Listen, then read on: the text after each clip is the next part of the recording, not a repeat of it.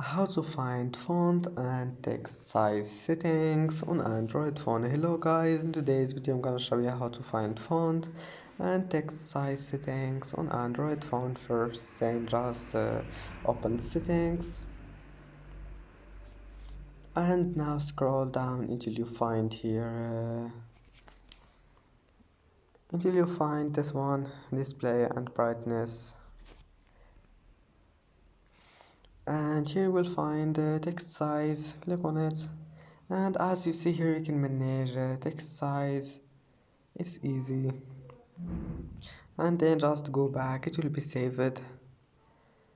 And that's how to manage text size on Android phone, and that's it for today's video. If you like this video, don't forget like and subscribe, and thank you for watching this video until the end, and see you in the next video.